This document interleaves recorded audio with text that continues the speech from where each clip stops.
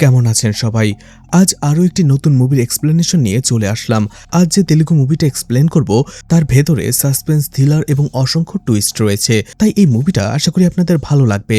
তো আজ এক্সপ্লেন করতে যাচ্ছি 2026 সালে সদ্য মুক্তি পাওয়া তেলুগু মুভি গেদলারাজু কাক্কিনাডা তালুকা। তো hi guys, welcome to my channel ফিল্মের গল্প। এমন নতুন আর অসাধারণ সব মুভি আর ওয়েব সিরিজের এক্সপ্লেনেশন বাংলায় দেখতে চাইলে চ্যানেলটিকে সাবস্ক্রাইব করে রাখতে পারেন। মুভির শুরুতেই রাতের বেলা একটি গ্রামের উৎসবে একটি নাটক পারফর্ম করা হচ্ছিল, আর সেই নাটকের গ্রুপের লিডার হচ্ছে শিবা, যেও একটা ইম্পর্টেন্ট রোল সেখানে প্লে করছিল। আর নাটক প্লে করার সময় তার মোবাইলে বেশ কয়েকবার একটা নাম্বার থেকে কল আসে, কিন্তু যেহেতু সে নাটক করছিল তাই তখন সে ফোনটা রিসিভ করতে পারে না। নাটক শেষ হওয়ার পরে যখন শিবা তার মেকআপ সরিয়ে ফেলছিল, ঠিক ওই সময়টাতে একটা লোক এসে বলে আপনার নাম্বারে বারবার একটা নাম্বার থেকে কল এসেছিল। সাথে সাথে শিবা সেখানে কল করে, আর তখনই ফোনের ওপার থেকে সে এমন কিছু শুনে যেটা শুনে সে থমকে যায়।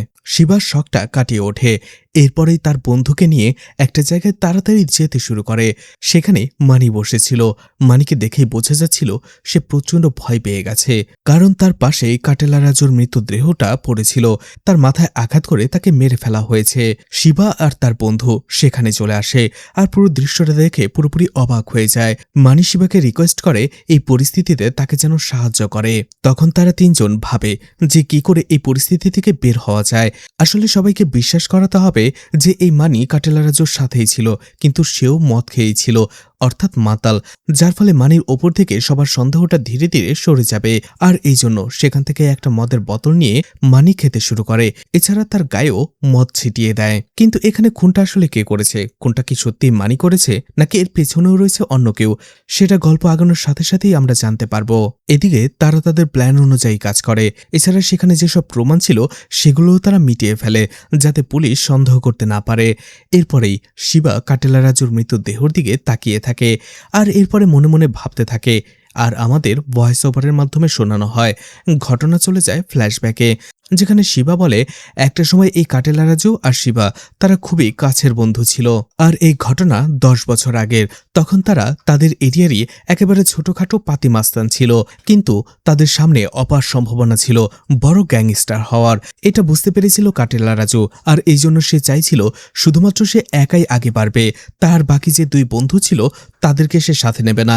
এই জন্য কাটেলারাজু বুদ্ধি করে তার বাকি দুই বন্ধু অর্থাৎ শিবা এবং আরও একজনকে মিথ্যে কেসে ফাঁসিয়ে দীর্ঘদিনের জন্য জেলে পাঠিয়ে দেয়। এরপরেই কাটেলারাজু একাই সেই এলাকায় রাজত্ব শুরু করে। ধীরে ধীরে সে বড় একজন গ্যাংস্টারে পরিণত হয়। তার বাকি দুই বন্ধু বেশ কয়েক বছর পরে যখন জেল থেকে ছাড়া পায়, তখন কাটেলারাজুর মুখোমুখি হওয়ার মতো ক্ষমতা তাদের ছিল না। তাদের অনেক ধরাছোঁয়ার বাইরে চলে গিয়েছিল এই কাটেলারাজু। এদিকে এই সময় কাটেলারাজুর জীবনে একটি মেয়ে আসে যার নাম কাবেয়া, আর কাটেলারাজু তাকে তার কাছেই রেখে দেয়। শিবাকে দেখা যায় কাটেলারাজুর লাশটা দেখার পরে সে খুশি হয়ে যায়, কারণ কাটেলারাজু তাকে ধোঁকা দিয়েছিল। যাই হোক, তারা সেখান থেকে চলে যায়। সকালবেলা একজন লোক যখন সেখানে কাটেলারাজুকে চা দিতে আসে, সে দেখতে পায় তার মরদেহটা সেখানে পড়ে রয়েছে। সে পুরোপুরি অবাক হয়ে যায়, আর সাথে সাথেই ফোন করে সবাইকে খবরটা দেয়। একটু পরেই দেখা যায় সেখানে থানার সিআই এবং এসআই চলে আসে। এদিকে কাটেলারাজুর এই খুনের খবরটা চারদিকে আগুনের মতো ছড়িয়ে পড়ে, আর সবাই খুশি হয়, কারণ তাদের মতে কাটেলারাজু অনেক বড় গুন্ডা ছিল। এছাড়া অনেকের উপরে এই কাটেলারাজু জুলুম করেছে, আর এই জন্য কাটেলারাজু মারা যাওয়াতে তারা অনেক বেশি খুশি হয়। এদিকে কাটেলারাজু সবসময় তো কাবেরীর কাছেই থাকতো, কিন্তু তারপরেও তার একজন ওয়াইফ রয়েছে। সমাজের চোখে সে কাটেলারাজুর ওয়াইফ, আর কাটেলারাজু মারা যাবার পরে সে একেবারেই ভেঙে পড়ে।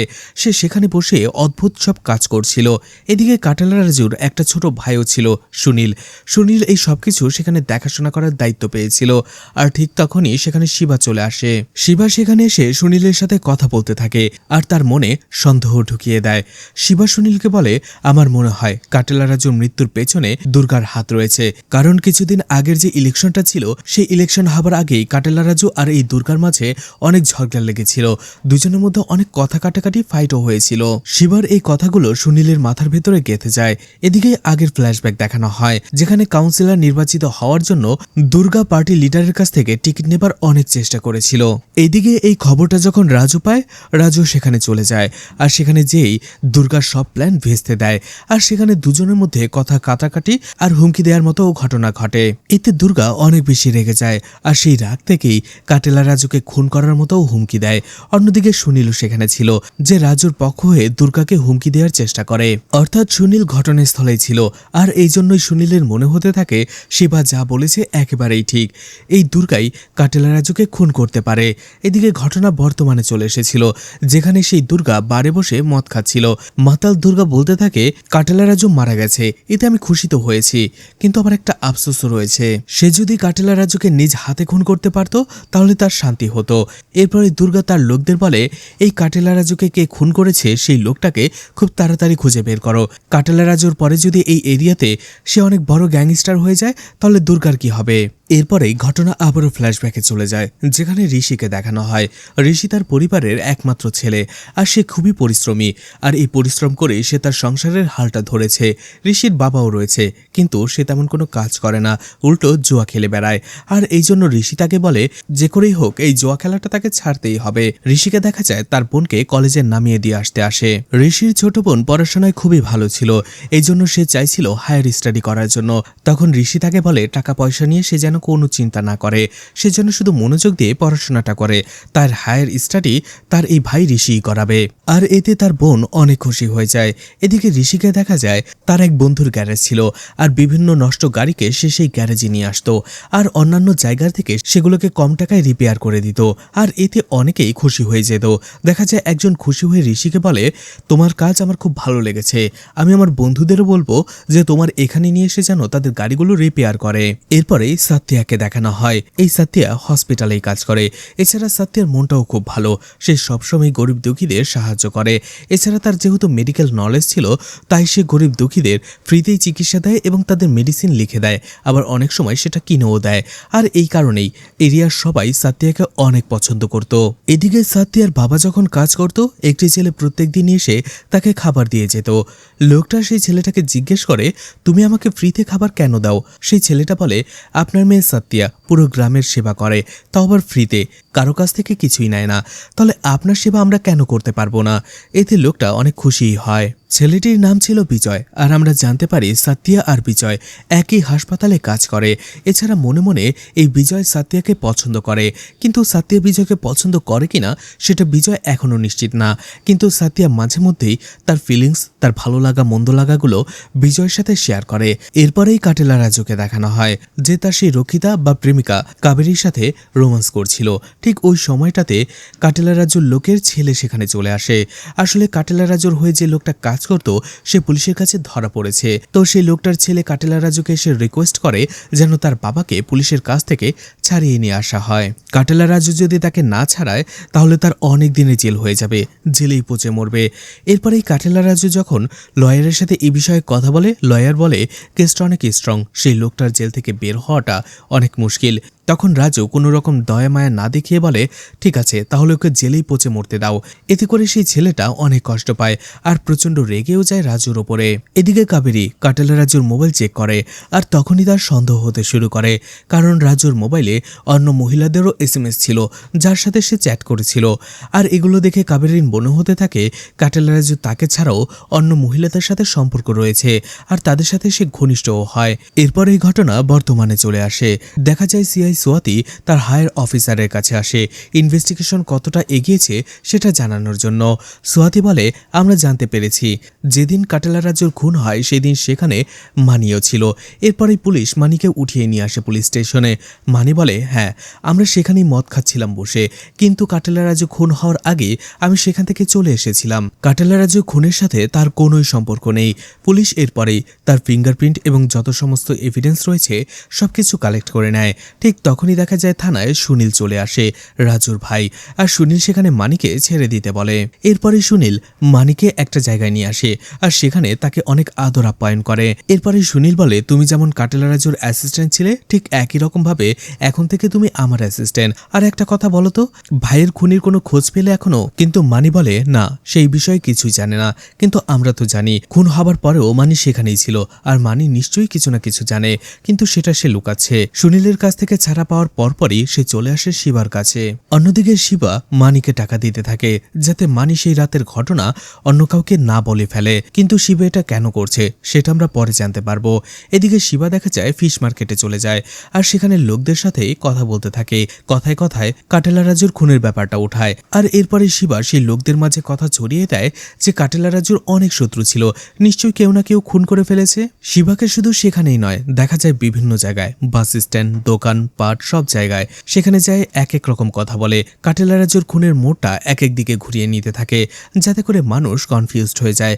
আর পুলিশ তাদের জিজ্ঞাসাবাদ করলে তারা এইসব কিছুই বলে যাতে করে পুলিশের ইনভেস্টিগেশন আরো ধীরগতি হয়ে যায়। শিবার আইডিয়া অনুযায়ী সোয়াদি কুমার যখন তার টিম নিয়ে লোকদের মাঝে জিজ্ঞাসাবাদ করে সেই লোকগুলো একই কথা বলে। আর এরপরেই সোয়াদি কুমার চলে আসে তার হায়ার অফিসারের কাছে। তার হায়ার অফিসার বলে, ঠিকই বলেছ, রাজুর অনেক শত্রু ছিল, তাদের মধ্যে যে কোনো একজন তাকে খুন করতে পারে। তাই এক কাজ করো, রাজুর যতজন শত্রু ছিল তাদের সবার একটা লিস্ট তৈরি করো আর তাদের সবাইকে থানায় উঠিয়ে নিয়ে আসো। পুলিশ সেটাই করে, এক এক জায়গা থেকে প্রত্যেকে উঠিয়ে নিয়ে আসে। যাদের পুলিশ উঠিয়ে আনছিল তাদের সবার সাথে কোনো না কোনো সময় এই কাটেলা রাজুর ঝগড়া হয়েছিল, কিন্তু তারা সবাই বলে সেই ঝগড়াগুলো তখনই শেষ হয়ে গেছে, তারা কেউ কাটেলা রাজুকে খুন করেনি। পুলিশ যদিও তাদের থানায় নিয়ে আসে, ইনভেস্টিগেশন করে, টর্চারও করে, কিন্তু তাদের মুখ থেকে কোনো কথাই তারা বের করতে পারে না। এছাড়া পুলিশ ঘটনাস্থলে যেসব এভিডেন্স পেয়েছে সেসব এভিডেন্সগুলোর সাথে কাটেলা রাজুর প্রত্যেক শত্রুকে ক্রস চেক করতে থাকে, কিন্তু কারো কাছ থেকেই কোনো প্রমাণ পাওয়া যায় না, যার ফলে বাধ্য হয়ে তারা তাদেরকে ছেড়ে দেয়। আর এতে করে ধীরে ধীরে তাদের সাসপেক্ট লিস্ট একেবারে ছোট হতে শুরু করে। এরপরে ঘটনা আবারও চলে যায় ফ্ল্যাশব্যাকে। রাস্তায় মালিনীকে দাঁড়িয়ে থাকতে দেখা যায়, সে আসলে গাড়ির জন্য অপেক্ষা করছিল। ঠিক ওই সময়টাতে ঋষি তার কাছে আসে। আসলে ঋষিও গাড়ি নিয়ে এখানেই বসেছিল। সে বেশ কিছুক্ষণ ধরে মালিনীকে দেখছিল আর খেয়াল করছিল সে গাড়ির জন্য অপেক্ষা করছে। ঋষি বলে, আপনি কোথায় যাবেন? আমার গাড়ি আছে, আপনি চাইলে আমি আপনাকে নামিয়ে দিতে পারি। মালিনী তখন গাড়ি না পেয়ে ঋষির গাড়িতেই উঠে যায় আর এরপরে মালিনী যেখানে যেতে চায় ঋষি তাকে সেখানেই নামিয়ে দেয়। গাড়ি থেকে নামার পরে মালিনী ঋষিকে বলে, তুমি এখানে একটু অপেক্ষা করো, আমি ভেতরে যাব, টাকাটা নিয়ে আবারও ফিরে আসব। আর তখনই আমরা দেখতে পাই সেই গাড়িতে শুধুমাত্র ঋষি আর মালিনী ছিল না, বরং ঋষির কয়েকজন বন্ধুও ছিল। তারা মালিনীকে দেখার পরে কিছু একটা আঁচ করতে থাকে। তারপরে একজন একটু ঘাটাঘাটি করতেই খুঁজে বের করে ফেলে এই মালিনী আসলে একজন পতিতা। আর এরপরে মালিনী যখন আবারও টাকা নিয়ে ফিরে আসে তখন ঋষি সেই বন্ধুরা মালিনীর সাথে মিসবিহেভ করতে থাকে, তাকে বাজেভাবে স্পর্শ করার চেষ্টা করে। আর এটা দেখে ঋষি প্রচন্ড রেগে যায়, তার বন্ধুদের সাথে রাগ করে আর বলে, হতে পারে তার পেশাটা খারাপ, কিন্তু সে যে ইচ্ছে করে এই পেশাতে এসেছে এমনটা নাও হতে পারে। অনেকেই বাধ্য হয়ে এমন পেশায় আসে, তার মানে এটা নয় তাদের অনুমতি ছাড়াই তুমি তাদের সাথে খারাপ ব্যবহার করবে। ঋষির এমন কথা শুনে মালিনীর অনেক বেশি ভালো লাগে। আর এরপরে মালিনী ঋষিকে বলে, আমাকে একটু কলেজে ছেড়ে দাও। যেতে যেতে মালিনীর কাছ থেকে ঋষি জানতে পারে আসলে তার মেয়ে কলেজে পড়াশোনা করে আর তার মেয়ে সবসময় চায় যে পড়াশোনা করার জন্য। তার মেয়ে পড়াশোনাতেও ভালো, কিন্তু তার আর্থিক অবস্থা তেমন ছিল না, তার হাজব্যান্ডও নেই। আর এই জন্য বাধ্য হয়ে তার মেয়েকে পড়াশোনা করানোর জন্যই মালিনী এই পথে নেমেছে। এরপরে যখন কলেজের সামনে আসে ঋষি বলে, এই কলেজে তো আমার ছোট বোনও পড়ে। আর এরপরেই তার ছোট বোন ঋষির সাথে এসে দেখা করে। আর অন্যদিকে মালিনীর মেয়ে মীরাও সেখানে চলে আসে। এরপরে ঋষির ছোট বোন বলে মীরা তার বেস্ট ফ্রেন্ড, আর এখান থেকেই তাদের চারজনেরই খুব ভালো করে পরিচয় হয়ে যায়। ঋষি সবাইকে তার গাড়িতে নিয়ে বাড়ির দিকে যেতে শুরু করে মীরা এবং তার মাকে বাড়িতে নামিয়ে দেবার জন্য। আর দেখা যায় চারজনের মধ্যেই খুব ভালো একটা সম্পর্ক হয়ে যায়। গাড়ির ভেতরে মীরা ঋষির সাথে হেসে হেসেই কথা বলছিল। এছাড়া ঋষি মালিনী আর মীরাকে বলে তাদের যখনই কোনো সাহায্যের প্রয়োজন হবে তারা যেন নির্দ্বিধায় ঋষিকে জানায়। কিন্তু একটু পরেই দেখা যায় ঋষির কাছে কল আসে আর ঋষি জানতে পারে তার বাবা আবারও জুয়া খেলেছে আর জুয়া খেলেই টাকা হেরে গেছে। এতে করে তার বাবা সেখানে আবারও ঝামেলা বাঁধিয়েছে, যার ফলে কিছু আওয়ারা লোকেরা ঋষির বাবাকে মারধর করছে। ঋষিও দ্রুত সেখানে চলে যায় আর রাগের বশে সেই লোকগুলোকে মারতে শুরু করে, কিন্তু তারাও সংখ্যায় কম ছিল না, যার ফলে ঋষি একা তাদের সাথে পেরে ওঠে না। সেই লোকগুলো ঋষিকে সেখানে বাজেভাবে মারে। ঋষি যখন বুঝতে পারে যে সে একা তাদের সাথে পেরে উঠবে না, ঠিক তখনই সে ফোন উঠায়। আর এটা দেখে সেই লোকগুলো হাসতে শুরু করে আর বলে, তোমার যাদের ইচ্ছে ডেকে আনতে পারো, আমরা এখানেই আছি। তখনই ঋষি সাথে সাথে সেই কাটেলা রাজুকে কল করে আর কাটেলা রাজুর নাম শুনতেই সেই লোকগুলো ভয়ে কাঁপতে থাকে। আর দেখা যায় একটু পরেই কাটেলা রাজু তার লোকদের নিয়ে সেখানে চলে আসে আর সেই গ্যাংয়ের সব লোকগুলোকে খুব বাজেভাবে মারে। এছাড়া ঋষি এবং তার বাবা রজনীকে সেখান থেকে বাঁচিয়ে নেয়।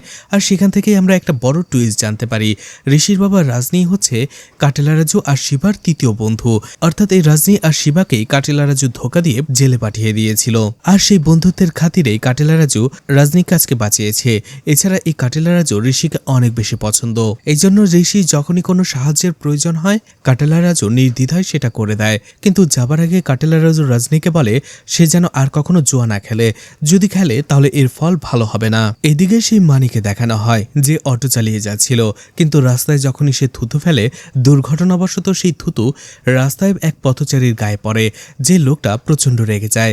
আর এতে মানি উল্টো রেগে যায় আর অটো থামিয়ে সেই লোকটার সাথে ঝামেলা করতে থাকে আর বলে, তুমি আমার সাথে ঝামেলা করেছো? তুমি কি জানো আমি কে? আমি কাটেলা রাজুর লোক। এই কথা শুনে লোকটা একটু ভয় পেয়ে যায়।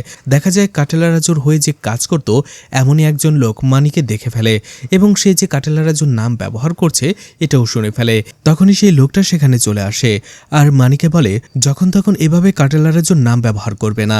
তখনই মানি বলে, তুমি কি জানো আমি যখনই কাটেলা রাজু ভাইকে কল করি সে আমার ফোন সাথে সাথে পিক করে। তুমি চাইলে এখনই প্রমাণ দেখতে পারো।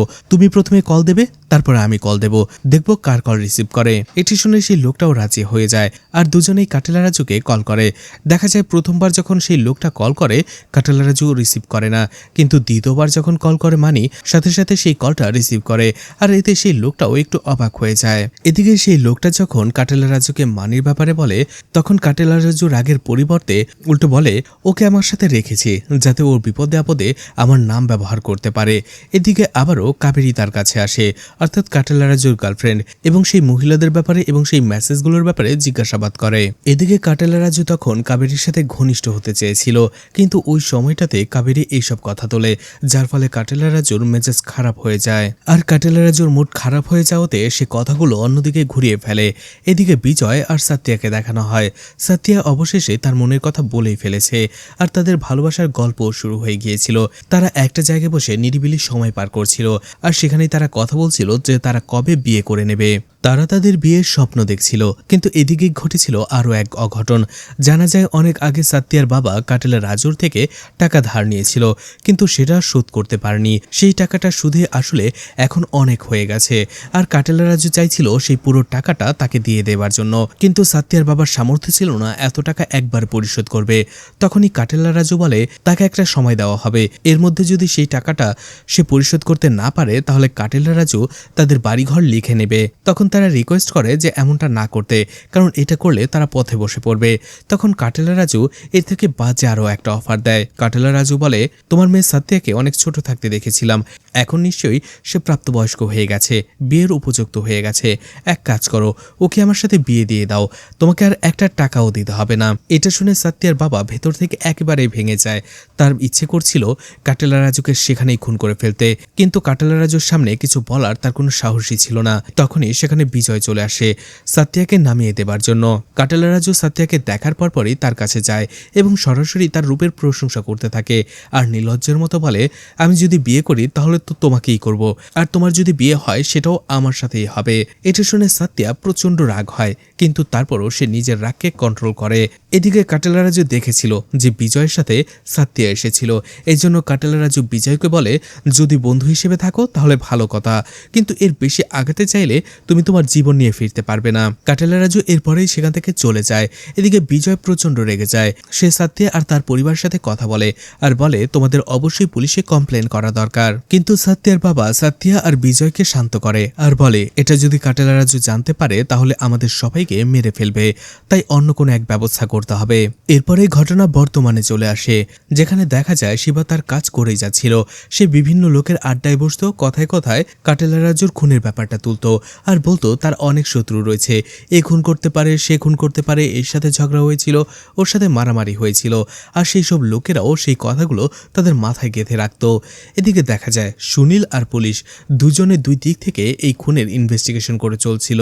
সোয়াতি কুমার তার ইনভেস্টিগেশনে জানতে পারে 6 থেকে 7 বছর আগে একটা গ্যাং কাটেলা রাজুকে খুন করার জন্য তার উপরে হামলা করেছিল। আর সেই হামলার ফ্ল্যাশব্যাক দেখানো হয়, যেখানে কাটেলা রাজু একাই একটু মদ খেয়ে আরাম করে বসেছিল। ঠিক তখন ঠিক তখনই পেছন থেকে কয়েকজন লোক ধারালো অস্ত্র নিয়ে কাটেলা রাজুর উপরে হামলা করে, কিন্তু কাটেলা রাজু নিজেকে বাঁচিয়ে নেয় আর সে একাই সব লোকগুলোকে একের পর এক মারতে শুরু করে। আর সবার শেষে দেখা যায় সেখানে শিবা চলে আসে, অর্থাৎ এই লোকগুলো শিবারই ছিল। শিবা আর কাটেলা রাজু একে অপরকে ভয়ানক দৃষ্টিতে দেখতে থাকে।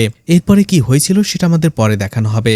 এরপরেই ঘটনা চলে আসে ঋষি আর মীরার লাভ স্টোরিতে, যেটাও অতীতের একটা ঘটনা ছিল। আসলে ঋষি আর মীরা একে অপরকে ভালোবেসে ফেলেছিল, অন্যদিকে মালিনীও এই বিষয়টা জেনে ফেলেছিল, কিন্তু ঋষিকে সে ভালো করে চিনত। তার কাছে মনে হয়েছিল ঋষি ভালো একজন ছেলে, আর এই জন্য সে এই সম্পর্কে আর কোনো আপত্তি করে না। এভাবেই তাদের ভালোবাসার গল্প এগিয়ে যাচ্ছিল। একদিন ঋষি মীরাকে তার কলেজে ড্রপ করে দিয়ে শিপইয়ার্ডে চলে আসে। সেখানে সে এসেছিল কাজের খোঁজে, কিন্তু সেখানেই তার সাথে শিবার দেখা হয়ে যায়। শিবা তার সাথে কথা বলতে থাকে আর বলে শিবা, তার বাবা রজনী এবং এই কাটেলা রাজু, তারা তিনজনই খুব ভালো বন্ধু ছিল, কিন্তু কাটেলা রাজু হচ্ছে একটা বেইমান। সে পেছন থেকে ছুরি দিয়ে আঘাত করেছে তার বাবা এবং শিবাকে, এবং বেইমানি করে সে সবকিছু কাটেলা রাজু এখন একা ভোগ করছে। আর কাটেলা রাজু কখনোই নিঃস্বার্থে কোনো কিছু করে না। সে যদি কাউকে সাহায্য করে এর পেছনে অবশ্যই তার কোনো স্বার্থ রয়েছে। আসলে শিবা জানতে পেরেছিল ঋষি মাঝে মধ্যেই কাটেলা রাজুর বিভিন্ন কাজ করে দেয়, আর কাটেলা রাজুও তাকে অনেক ভালোভাবে। এই জন্য সে তাকে খুব ভালোভাবে বোঝায় যে কাটেলা রাজুর এসব করার পেছনে নিশ্চয়ই কোনো উদ্দেশ্য রয়েছে। ঘটনা বর্তমানে চলে আসে। সুনীল যখন তার ভাইয়ের খুনের কেসটা তদন্ত করছিল, তখনই সে জানতে পারে একজনের কাছ থেকে যেদিন কাটেলা রাজু খুন হবে তার একদিন আগেই ঋষি মদ খেয়ে মাতাল হয়ে বলছিল একদিন না একদিন কাটেলা রাজুকে সে খুন করে ফেলবে। আর তখনই সুনীল কাটেলা রাজুর খুনের জন্য ঋষিকে সন্দেহ করতে শুরু করে। এদিকে দেখা যায় সোয়াতি কুমার চলে এসেছিল মালিনীর বাসায়। আসলে সোয়াতি কুমার তার তদন্তে জানতে পেরেছিল এই মালিনীর সাথে কাটেলা রাজুর একটা সম্পর্ক ছিল, কিন্তু মালিনী সেখানে পুরোপুরি অস্বীকার করে আর বলে কাটেলা রাজুর সাথে তার কোনো ফ্যামিলিগত বা অন্য কোনো সম্পর্কই ছিল না। সোয়াতি কুমার যখন তাকে আরও প্রশ্ন করছিল, তখনই মালিনী রেগে যায় এবং পুলিশকে বলে তাদের কাছে কোনো প্রমাণ না থাকলে এখন তারা চলে যেতে পারে। এদিকে সাত্তিয়াকে দেখানো হয়। সাত্তিয়া যখন হাসপাতালে কাজ করছিল, তখন কাটেলা রাজু তার কাছে এসেছিল, বারবার তাকে বিরক্ত করছিল। সাত্তিয়া যখন এগুলো করতে নিষেধ করে এবং তাকে সেখান থেকে চলে যেতে বলে, তখন কাটেলা রাজু সাত্তিয়ার হাত ধরে বসে আর বলে যতই আমার থেকে দূরে যেতে চাও যেতে পারবে না, বিয়ে তো আমি তোমাকেই করব। এটা বলে কাটেলা রাজু সেখান থেকে চলে যায় আর সাত্তিয়াও কাঁদতে কাঁদতে বাড়িতে চলে আসে আর তার বাবাকে সবকিছু খুলে বলে। তার বাবাও অসহায়ের মতো নিজের মেয়ের দিকে তাকিয়ে থাকে, কারণ সে কিছুই করতে পারছিল না। এদিকে পরের দিন সাত্তিয়া দেখা যায় হাসপাতালের পাশাপাশি ছোট্ট বাচ্চাদের স্কুলে পড়াতো, আর সেখানে সে মন খারাপ করে বসেছিল। বিজয় যখন তার সাথে সেখানে দেখা করতে আসে, বিজয়কে সে কাঁদতে কাঁদতে সবকিছু খুলে বলে। তখন বিজয় আর সাত্তিয়ার সিদ্ধান্ত নেয় তারা এই শহর থেকে পালিয়ে যাবে, কাটেলা রাজুর ধরাছোঁয়ার বাইরে চলে যাবে তারা। কিন্তু যাবার আগে তারা অবশ্যই সাত্তিয়ার বাবা মাকে বলে যাবে, তাদের অনুমতি নিয়েই তারা পালাবে। এদিকে ঋষি আর মীরার ভালোবাসার গল্প তখনও চলমান ছিল। একদিন কথায় কথায় মীরা ঋষিকে বলে ছোটবেলায় তার বাবা তাদেরকে ছেড়ে চলে গেছে, এরপরে থেকেই তার মা অনেক কষ্টে তাকে লালন পালন করেছে, সবসময় চেয়েছে তাকে একটা ভালো জীবন দিতে। এই জন্য মীরার স্বপ্ন মীরা বড় হয়ে তার মাকে একটা ভালো জীবন যাপনের সুযোগ দেবে। এদিকে ঋষি আবারও কাটেলা রাজুর সাথে দেখা করতে আসে, আর এখান থেকে সে জানতে পারে কাটেলা রাজু বিভিন্ন মেয়েদের এবং মহিলাদের উপরে কুনজর দিত। এই জন্য ঋষি রাজুর সাথে সরাসরি কথা বলে আর বলে এইসব বাজেভাবে তাকানোগুলো বাদ দাও, তুমি এক কাজ করো, বয়স হয়ে যাচ্ছে, একটা ভালো বিয়ে করে নাও আর এভাবেই একটা সুন্দর সংসার করে নাও। অদ্ভুতভাবে দেখা যায় রাজু রাজি হয়ে যায়, আর এরপরে ঋষি রাজুকে নিয়ে আসে মালিনীর সাথে দেখা করানোর জন্য। রাজুর সেখানে মালিনীকে দেখে পছন্দ হয়ে যায়, আর সে নির্দ্বিধায় বলে দেয় আগে তার চরিত্র তেমন একটা ভালো ছিল না, কিন্তু সে নিজেকে বদলে ফেলতে চায়। আর সে মালিনীর ব্যাপারেও জানে, কিন্তু তারা চাইলে দুজনেই একটা নতুন জীবন শুরু করতে পারে। প্রথমত মালিনী একটু ইতস্তত বোধ করে, তার ঋষির উপরে পুরোপুরি বিশ্বাস ছিল, আর এই জন্য সে রাজি হয়ে যায়, কিন্তু বলে তার কোনো আপত্তি নেই, কিন্তু সে সিদ্ধান্তটা তার মেয়ে মীরাই নেবে। এদিকে বিজয় আর সত্যা চার্চের সামনে সত্যের বাবা মার সাথে দেখা করে আর সবকিছু খুলে বলে তাদের হাতে আর কোনো উপায় নেই, এখন তাদের এই শহর ছেড়ে পালিয়ে যেতে হবে। সত্যের বাবা মা তাদের একমাত্র মেয়েকে এভাবে যেতে দিতে চাইছিল না, কিন্তু তাদের হাতেও আর কোনো উপায় ছিল না, যার ফলে একটা সময় বাধ্য হয়ে তারাও অনুমতি দিয়ে দেয় কিন্তু দেখা যায় সেই চার্চে কাটালা রাজুর একজন লোক বসেছিল। সে সাতিয়া এবং তার বাবা মায়ের কথাগুলো শুনতে পেরে যায়, আর সাথে সাথে সে কাটালা রাজুকে কল দিয়ে জানিয়ে দেয়। এটা শুনে রাজু প্রচন্ড রেগে যায়, কিন্তু ঋষির সামনে সেটা সে প্রকাশ করতে পারছিল না। এই জন্য সেই লোকটাকে বলে সাত্যাকে আমার যে কোনো মূল্যেই চাই, আর এই জন্য সে একটা প্ল্যানও তৈরি করে। এদিকে মীরা যখন জানতে পারে মালিনী আর রাজুর সম্পর্কটার ব্যাপারে, তখন তার একেবারেই ভালো লাগে না। মীরা বলে তার মা খুব ভালো এবং মর্যাদাপূর্ণ একটা পরিবারের মেয়ে ছিল, কিন্তু তার বাবা চলে যাবার পরে তার মা তার পরিবার থেকে কোনো সাহায্যই পায়নি, যার ফলে একটা সময় বাধ্য হয়ে এই পথে নামতে বাধ্য হয়েছে। আর আমি চাই তাকে ভালো একটা জীবনযাপন দিতে, কিন্তু রাজুকে আমার একেবারেই ভালো লাগে না, বিশেষ করে তার প্রফেশনও। ঋষি বলে সে রাজুর সাথে কাজ করেছে, রাজুও ভালো। এছাড়া যদিও তার একটু সমস্যা ছিল, কিন্তু এখন সে ভালো হয়ে গেছে। আর মালিনী আন্টিকে বিয়ে করার পরে আশা করি রাজু আরো বেশি ভালো হয়ে যাবে। একটা সময় মীরাও রাজি হয়ে যায় মালিনী আর রাজুর বিয়ের জন্য, কারণ মীরা ভেবেছিল মালিনী রাজুকে পছন্দ করে ফেলেছে। এজন্য তার মায়ের খুশির জন্য সেই বিয়েতে রাজি হয়ে যায়, আর তারা দুজনে মিলেই মালিনীর বিয়ের প্রিপারেশন নেয়। দেখা যায় সেই বিয়ের অনুষ্ঠানে রাজু একেবারে বরের সাজে আসে। সেখানে খুব সুন্দর করে ফর্মালি তাদের বিয়েও হয়, কিন্তু দেখা যায় সেই বিয়ের অনুষ্ঠানে মীরা ডান্স করছিল। অন্যদিক থেকে দূর থেকে রাজু মীরাকে বাজে নজরে দেখছিল। বুঝতেই তো পারছেন রাজুর স্বভাব এখনো ভালো হয়নি। ঘটনা আবারও বর্তমানে চলে আসে। মানিকে দেখা যায় সে জুয়া খেলছিল, আর জুয়া খেলাতে সে সব টাকা হেরে যায়। আর তখনই সে কল করে শিবাকে এবং আরও টাকা চায়, কিন্তু শিবা তাকে টাকা দিতে রাজি হয় না। আর এরপরে মানি কল করে ঋষিকে এবং তাকে ব্ল্যাকমেল করতে থাকে। বলে যেদিন কাটেলা রাজু মারা গিয়েছিল সেই দিন ঋষিকে সে মদ খেয়ে সেখান থেকে আসতে দেখেছে, তাই তার কাছে মনে হয় কাটেলা রাজুকে ঋষি খুন করেছে। এই খবরটা যদি বাইরে চলে আসে এবং জানাজানি হয়ে যায়, তাহলে পুলিশ তাকে অ্যারেস্ট করবে। কাটেলা রাজুর ভাই সুনীল তাকে মেরে ফেলার চেষ্টা করবে। তাই ঋষির জন্য এটাই ভালো হবে সে যেন তাকে টাকা দিয়ে দেয়। আসলে ঘটনা হচ্ছে যেদিন কাটেলা রাজু মারা গিয়েছিল সেই ঘটনাস্থলে ঋষিও গিয়েছিল। এই জন্য ঋষি ভয় পেয়ে যায়, আর তাই সে মানিকে টাকা দিতে রাজি হয়ে যায়। এরপরে ঋষি তার এক বন্ধুকে কল করে। এদিকে পুলিশ অফিসার সোয়াতি কুমার কোনোভাবে এই কেসটার কোনো সুরাহা করতে পারছিল না, আর এই জন্য সে ঠিক করে আবার শুরু থেকে ইনভেস্টিগেশন করবে। নিশ্চয়ই কোনো কিছু একটা সে মিস করছে। আর সেই গ্যাংয়ের ব্যাপারে আবারও খোঁজ নেয়, অর্থাৎ শিবার গ্যাংয়ের ব্যাপারে। আর এরপরেই তারা জানতে পারে সেই সময় সেই গ্যাংয়ের লিডার ছিল শিবা। এই জন্য সোয়াতি কুমার তার টিম নিয়ে শিবাকে অ্যারেস্ট করে। ঘটনা আবারও অতীতে চলে যায়, যেখানে দেখা যায় বিয়ের পরে মালিনী রাজুর সাথে স্ত্রী হিসেবে তারই বাসায় থাকতো। দেখা যায় ধীরে ধীরে রাজু তার আসল চেহারা দেখাচ্ছিল। একদিন সে মালিনীকে বলে তোমার তো বয়স হয়ে যাচ্ছে, কিন্তু আমাদের তো এভাবে আর চলতে পারে না। যেমন আমি তোমাকে বিয়ে করেছি, তোমাকে স্ত্রীর মর্যাদা দিয়েছি, আমি চাই মীরাও আমাকে বিয়ে করুক, আমিও তাকে স্ত্রীর মর্যাদা দেব। এরপর আমরা না হয় মিলেমিশে একসাথেই থাকবো। কথাটা শুনে মালিনীর পায়ের নিচ থেকে যেন মাটি সরে যায়। রাজু এগুলো কি বলছে? সম্পর্কে মীরা তার মেয়ে, আর সে মেয়ের সম্পর্কে এমন কথা বলছে। মালিনী জোরালো প্রতিবাদ করে, কিন্তু রাজু তার কথাই শোনে না। দেখা যায় মালিনীর বাধা সত্ত্বেও সে মীরার কাছে আসে এবং মীরার সাথে জোর জবরদস্তি করতে শুরু করে। আর এভাবেই দুই মা মেয়ে এবং রাজুর মধ্যে ধস্তাধস্তি হয়। একটা সময় মালিনী রাজুকে ঠেকিয়ে ফেলে আর মীরাকে বলে সেখান থেকে পালিয়ে যাওয়ার জন্য। মীরা দৌড়ে সোজা ঋষির কাছে চলে আসে আর পুরো ঘটনা খুলে বলে। ঋষি তো প্রচণ্ড রেগে যায় আর দৌড়ে কাটেলা রাজুকে মারতে চলে যায়। ঠিক তখনই সেখানে যে মালিনীকে দেখে, যার দুই চোখে শুধু ঘৃণা আর আগুন ছিল। মালিনী বলে কাটেলা রাজু এখান থেকে চলে গেছে।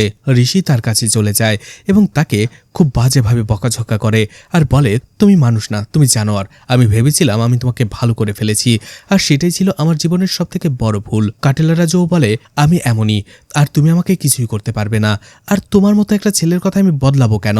ঋষি প্রচন্ড রেগে যায়, কিন্তু কাটেলা রাজুর লোকরা ঋষিকে সেখান থেকে দূরে ছুঁড়ে ফেলে। সেই দিন রাতেই ঋষি দুঃখে কষ্টে সেখানে মদ খেতে শুরু করে আর রাগের মাথায় বলে ফেলে কাটেলা রাজুকে একদিন না একদিন সে মেরেই ফেলবে। আর যেটা সুনীলের এক কাছের লোক শুনে ফেলেছিল, সেই লোকটাই সুনীলকে এই কথাটা বলে। এই জন্য সুনীল ঋষিকে তার ভাইয়ের খুনি হিসেবে ভাবতে শুরু করে। ঘটনা বর্তমানে চলে আসে।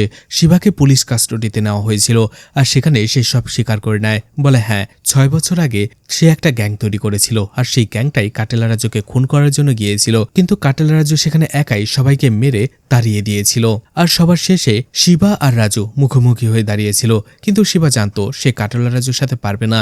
আর এই জন্য সে তার সামনে হাত জোর করে ক্ষমা চায়। বলে আমার ভুল হয়ে গেছে, ভবিষ্যতে আর কখনো আমি তোমাকে কখনো মারার চেষ্টা করব না। কাটেলা রাজুও তাকে ক্ষমা করে দেয়। তার পুরনো বন্ধুত্বের খাতিরে। পুলিশ শিবার কথা শুনতে বাধ্য হয়, বিশ্বাস করতে বাধ্য হয়, কারণ শিবার বিরুদ্ধে আর কোনো প্রমাণই পুলিশের কাছে ছিল না, যার ফলে তারা তাকে ছেড়ে দিতে বাধ্য হয়। বাইরে আসা পরে শিবা এবং তার বন্ধু ভাবতে থাকে সেই রাতে আসলে হয়েছিল কি।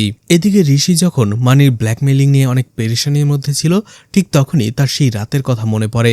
আর তার মনে পড়ে ঋষি সেখানে আরও একজন লোককে আসতে দেখেছিল। সেই লোকটা আর কেউ নয়, বিজয়। এই জন্য ঋষি বিজয়কে কল করে আর বলে, সেই দিন আমি আসার পরে তোমাকে সেখানে যেতে দেখেছিলাম, তুমি কাটেলা রাজুকে খুন করনি তো? বিজয় এই কথা শোনার পরে ভয় ফোনটাই কেটে দেয়। এদিকে শিবা এবং তার বন্ধু ঋষিকে খুঁজে পেয়ে গিয়েছিল, আর ঋষি এই সব কথা তাকে বলেও দিয়েছিল। এছাড়া ঋষি এটাও বলে সে পুলিশকে যে বিজয়ের ব্যাপারে সবকিছু বলে দেবে, কিন্তু শিবা আর তার বন্ধু ঋষিকে আটকায়। ঋষি যখন মানছিল না, শিবা আর তার বন্ধু ঋষিকে হুমকি দেয় আর বলে, পুলিশের সামনে যেয়ে যদি কারো নাম বলতে হয় তুমি সেটা মানিকে বলবে। ঋষি অবাক হয়ে যায় আর বলে, কেন? তখন শিবা উল্টো ঋষিকে ব্ল্যাকমেল করতে থাকে। আমরা সবাই জানি যে ঋষির পেশাটা ছিল তার বন্ধুর গ্যারেজে নিয়ে গাড়ি ঠিক করানো কম টাকায়, আর সেখান থেকে কমিশন নেওয়া। কিন্তু এর পাশাপাশি সে আরও একটা কাজ করত।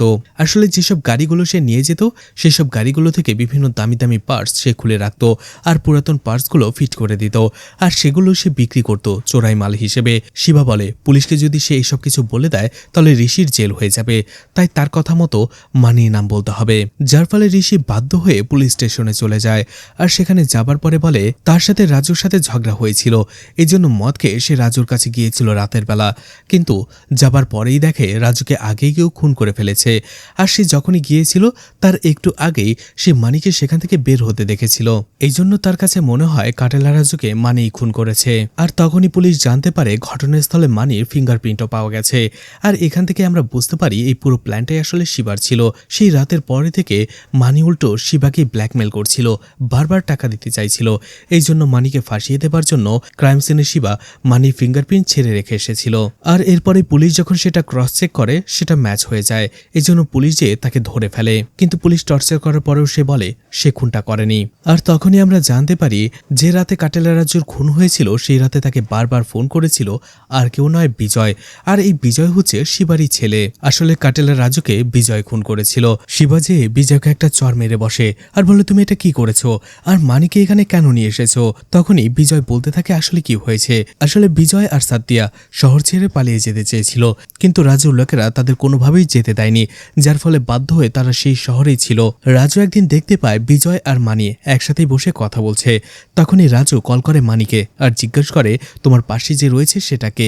মানি বলে, আমার এক দুঃসম্পর্কের আত্মীয়। রাজু বলে, ঠিক আছে, রাতে তুমি ওকে আমার জায়গায় নিয়ে আসবে। মানি এতে রাজি হয়ে যায়। রাতে দেখা যায় রাজু সেখানে একা বসেই মদ খাচ্ছিল। মানি সেখানে বিজয়কে নিয়ে আসে। রাজু বলে, তোমাকে জানো এখানে কেন নিয়ে এসেছি? বিজয় বলে, হ্যাঁ, আর আমিও এখানে এসেছি আপনার সাথে কথা বলতে। আমাদের ভুল হয়ে গেছে, আমি আর সাতিয়া, আমরা ছোট বাচ্চা, আমাদেরকে ছেড়ে দিন, আমরা আমাদের জীবনটাকে পার করে নেব কোনোভাবে, আমাদেরকে এখান থেকে যেতে দিন। রাজু বলে, আমার ওর উপরে চোখ পড়েছে, ওকে যে করেই হোক আমার হতেই হবে। বিজয় হাত জোর করে কাঁদতে থাকে আর বলে, সাতিয়া পুরোপুরি ভেঙে পড়েছে, ঘরের এক কোনায় বসে সারাদিন কাঁদে, প্লিজ আমাদেরকে ক্ষমা করে দিন, আমাদেরকে যেতে দিন, আমাদেরকে আমাদের মতো ছেড়ে দিন। ঠিক ওই সময়টাতে সাতিয়া বারবার বিজয়কে কল করছিল। রাজু বলে, মোবাইল বের করো, আমি দেখতে চাই কে কল করেছে। তখনই দেখা যায় সেটা সাতিয়া কল করেছিল। রাজু তখন তাকে উল্টোপাল্টা কথা বলতে থাকে আর বলে, কল রিসিভ করো। কি ভয় পাচ্ছ? সাতিয়া কি নগ্ন হয়ে তোমাকে কল করেছে? আমি দেখতে চাই। এতে প্রচন্ড রেগে যায় বিজয় আর নিজের মোবাইলটি ভেঙে ফেলে আর বলে, দয়া করে ওর বিষয়ে এমন কোনো কথা বলবেন না, আমি ওকে ভালোবাসি। তখন রাজু আরো রেগে যায় আর বলে, তোমার এত বড় সাহস, তুমি আমাকে ধমকে কথা বলো? আমি এখন সাতিয়াকে এখানে জোর করে তুলে নিয়ে আসবো, তারপরে নগ্ন করে তোমার সামনে দাঁড় করিয়ে রাখবো, আর এরপরে আমি ওকে দু চোখ ভরে দেখব। এরপর আমার ইচ্ছা অনুযায়ী আমি ওর সাথে যা ইচ্ছে তাই করব। আমি দেখব তুমি কি করতে পারো। এই কথাগুলো যখন বলছিল বিজয় নিজেকে কোনোভাবেই আর কন্ট্রোল করতে পারছিল না। আর তখনই সে জেদের বশে একটা মদের বোতল নিয়ে রাজুর মাথায় আঘাত করে বসে। সেখানে মানিও ছিল, মদ খেয়ে দাঁড়িয়েছিল, সেই সব কিছু এতক্ষণ দেখছিল। এটা দেখে মানি তো প্রচন্ড ভয় পেয়ে যায় আর বলে, তুমি এটা কি করলে? ও যদি কোনোভাবে বেঁচে যায় তাহলে ও আমাদের দুজনকে টুকরো টুকরো করে ফেলবে। বিজয় কোনো পথ খোলা না পেয়ে যখনই রাজু আবার উঠে দাঁড়াতে চেয়েছিল তখনই একটা ইট নিয়ে বারবার রাজুর মাথায় আঘাত করে আর তাকে সেখানেই মেরে ফেলে। বিজয় তার বাবা শিবাকে এইভাবেই সবকিছু বলছিল যে সে ইচ্ছে করে খুন করেনি, রাগের মাথায় হয়ে গেছে। আর সে সাত্যকে ছাড়া বাঁচতে পারবে না। আর তখনই শিবা সবকিছুর প্ল্যান করেছিল, বিজয়কে সেখান থেকে পাঠিয়ে দিয়েছিল আর মানিকে বলেছিল সব প্ল্যান সাজাতে। মানি যেন সবাইকে বলে রাজুর সাথে এখানে বসে মানি মদ খেয়েছে। এরপর সে এখান থেকে চলে গিয়েছিল আর তখন রাজু জীবিত ছিল, কিন্তু দেখা যায় মানি উল্টো তাকে ব্ল্যাকমেল করতে শুরু করে। আর তখনই শিবা অন্য প্ল্যান করতে শুরু করে, যেখানে সে মানিকেই ফাঁসিয়ে দেয়। শিবা তার ছেলেকে বাঁচানোর জন্যই আসলে সব কিছু করেছিল। এছাড়া রাজু ছিল তার বন্ধু, যে তার সাথে বিশ্বাসঘাতকতা করেছিল। এই জন্য রাজুর মৃত্যুতে তার বিন্দুমাত্র আফসোস ছিল না। অন্যদিকে মানিও বারবার বিশ্বাসঘাতকতা করছিল আর তাকে ব্ল্যাকমেল করে চলছিল। এই জন্য সে ভাবে মানিরও একটা শাস্তি হওয়া দরকার। এই জন্য পুরো প্ল্যান করে প্রথমে মানুষের মুখে বিভিন্ন কথা ছড়িয়ে দেয়, যাতে করে পুলিশ কোনোভাবেই এই তদন্তকে ঠিকঠাকভাবে করতে না পারে। আর এরপরই শিবা তার বন্ধুর সাহায্যে ধীরে ধীরে সবকিছু সেট আপ করে। আর একটা সময় পুলিশ সেই সেট আপ অনুযায়ী মানিকে ধরে ফেলে। আর পুলিশ মানির কোনো কথাই বিশ্বাস করে না, উল্টো মানিকে আসামি বানিয়ে এই কেসটা ক্লোজ করে দেয়। আর এভাবেই সাধারণ একজন বাবা নিজের ছেলেকে বাঁচানোর জন্য একটা মাস্টার প্ল্যান তৈরি করেছিল, আর যেটাতে সে সফল হয়েছিল। আসলে কথায় আছে, পাপ বাপকেও ছাড়ে না। রাজুর ক্ষেত্রেও সেটাই হয়েছে। সে অনেক পাপ করেছে, সবাই তাকে মারতে চেয়েছিল। বিজয় তাকে না মারলেও ঋষি তাকে হয়তোবা মেরে ফেলতো, হয়তোবা অন্য কেউ, কিন্তু মরতে তাকে একদিন হতোই, আর সেটাই হয়েছে। তো মুভিটা আপনাদের কাছে কেমন লেগেছে কমেন্ট করে জানাতে পারেন। আর মুভিটা ভালো লাগলে লাইক কমেন্ট শেয়ার করে পাশে থাকতে পারেন। তো আজকের মতো বিদায় নিচ্ছি, আবারও দেখা হবে নতুন কোনো মুভি বা ওয়েব সিরিজ নিয়ে। ততক্ষণ পর্যন্ত ভালো আর সুস্থ থাকবেন সবাই। আজকের মতো বিদায় নিচ্ছি, আল্লাহ হাফেজ।